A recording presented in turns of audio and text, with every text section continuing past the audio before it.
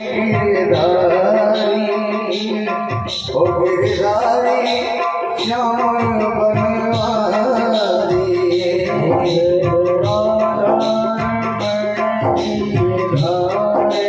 हरि बोल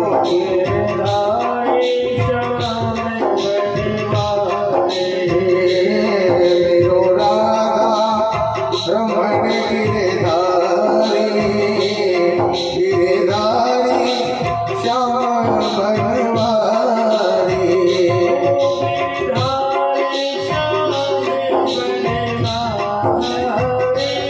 ओ गिरधारी श्याम बनवारी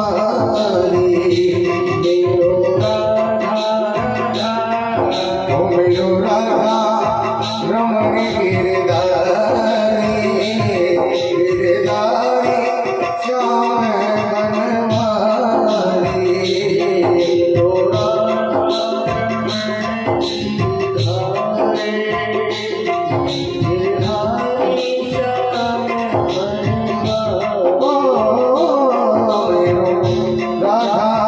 रमण गिरधारी गिरधारी श्याम बनवारी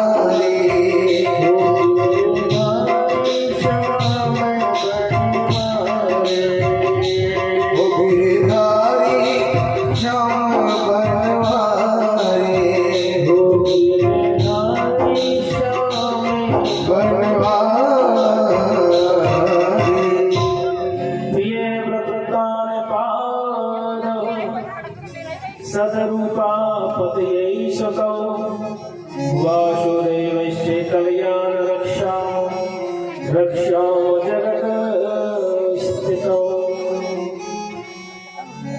कुछ समय पहले माता सती का सुंदर चरित्र का श्रवण किया। अब भगवान श्री सुखदेव जी महाराज राजा परीक्षित जी कहने लगे, हे राजन, मंत्रणानि विदेवश्य कुर्यात् दिव्यं मयि बुधः। ही राजा परीक्षित, जिस बालक को भगवान श्री नारद जी ने अपना शिष्य स्वीकार करके उसको गुरु नाम दिया और संसार में उसकी ख्याति उसका यश युगों युगों तक विद्यमान हुआ, ऐसे पावन भक्त को हम ध्रुव जी महाराज कहते हैं।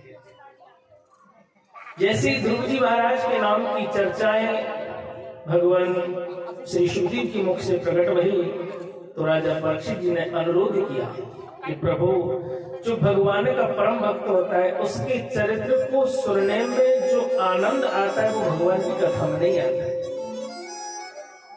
भगवान की लीलाओं का तो हम चिंतन करते हैं, पर भगत ने किस प्रकार से भगवान को राजी किया, ये हमें एक मार्ग मिलता है, शिक्षा मिलती है।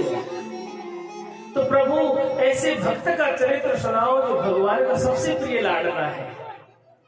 अब राजा परीक्षित जी ने जब कहा और राजा परीक्षित के मन के भाव को जानकर कि सुखदेव भगवान मुस्कुराने लगे और कहने लगे, हे राजन, एक राजा हुए थे जिनका नाम था उत्तानपाद। उस राजा के दो रानियां थी, सुनीति और सुरुचि। सुनीति मानी सुख और सुरुचि मानी दुख। दो कृतार्थ है। उत्तानपाद, जहां पर उत्तम व्यवस्थाएं होती है वहां पर दो कारण भी बनते हैं, पर यहाँ पे कारण की स्पष्टता भगवान ने बड़े सरल भाव में की कि दोनों रानियों की कोई संतान नहीं थी। काफी दिन हो गए। महारानी सुनीति बचपन से भगवान श्री हरि की परम भक्त रही थी। वो निरंतर भगवान का चिंतन करती रहती थी। विधि की लीला, दोनों रानियां गर्भवती हो जाती है। धीरे धीरे समय गुजरने लगा। एक दिन छोटी रानी सुरुचि सोचने लगी कि बड़ी बहन भी अपने गर्भ से बालक को जन्म देगी और मेरे गर्भ से भी बालक का जन्म होगा। ऐसा ना हो कहीं बड़ी रानी अपने मुंह में राजा को बांध ले और मेरे जीवन में दुख घोल दे। ऐसा मन में गलत विचार जब उत्पन्न हुआ तो छोटी रानी ने राजा को अपने प्रेम के बंधन में बांधना प्रारंभ कर दिया। धीरे धीरे राजा का मोह छोटी रानी की तरफ अधिक बढ़ने लगा और बड़ी रानी से मोह कम हो गया। पर बड़ी रानी ने कभी मन में ऐसा विचार नहीं किया कि राजा हमसे रूठे हुए हैं, कि राजा मेरे से बात नहीं करते, कि राजा हमारे साथ नहीं रहते, कि राजा हमसे प्रेम नहीं करते। प्रभु की कृपा होती है। महारानी सुनीति के गर्भ से प्रथम बालक हुआ। पूरे महल में बड़ी भारी खुशी का माहौल छाया हुआ था। राजा बड़े प्रसन्न रहे।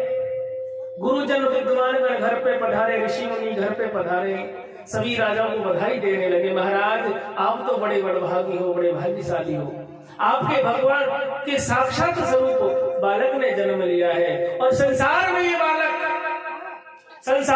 बालक युगों युगों तक इस तुम्हारे कुल के नाम को रोशन करेगा, युगों युगों तक।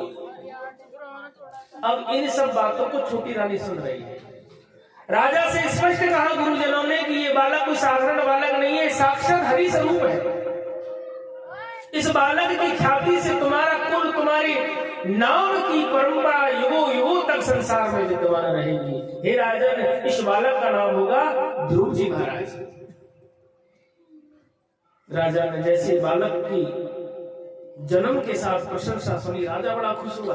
बहुत सारा उपहार भेंट दिया, ब्राह्मणों की सेवा की, दान पुण्य किया, गोदान किया, अन्नदान, भूमि दान, वस्त्र दान, सभी दान दिए। अब ये बात रानी सुरुचि के मन में बैठ गई।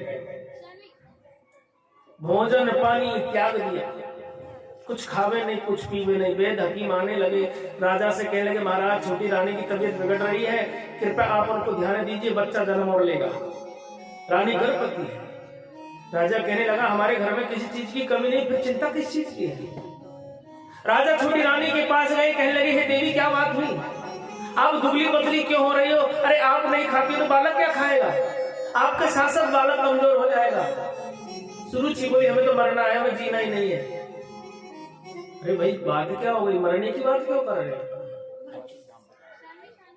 छोटी रानी के मुख से जो वचन सुने राजा सोच में पड़ गए, क्योंकि छोटी रानी ने कह दिया कि जब तक तुम बड़ी रानी को अपनी पत्नी मानोगे तब तक मैं आपको त्याग दूंगी, और आपके त्यागने के साथ मैं तो मरूंगी सो मरूंगी, आपके इस कुल के अंश को भी नष्ट कर दूंगी। राजा भयभीत हो गया, मरने की धमकी देने लगे। राजा ने वचन दिया रानी आज के बाद हम बड़ी रानी से नहीं बोलेंगे, तुम कहेंगे बिल्कुल पास में नहीं जाएंगे, पर तुम मरने की बात ना कर, क्योंकि राजा दोनों से बहुत प्यार करता था। आज राजा को विवश कर दिया। अब राजा बड़ी रानी की समाचार लेने तक नहीं गया, कई दिन हो गए। एक दिन दासी ने कहा हे महारानी देखो राजा साहब जाने कहाँ रहते हैं, एक दिन भी आपके बच्चे का ख्याल नहीं पूछा। महारानी सुनीति कहने लगी आप मेरे स्वामी को दोष न लगाओ, उन पर बहुत बड़ा भार है, वे पूरी प्रजा का ख्याल रखते हैं, वे राजा है। अरे हम तो महल में ही तो है, हमें क्या चीज की कमी है? ठीक है वो अपने काम में व्यस्त हो रहे होंगे। और एक दिन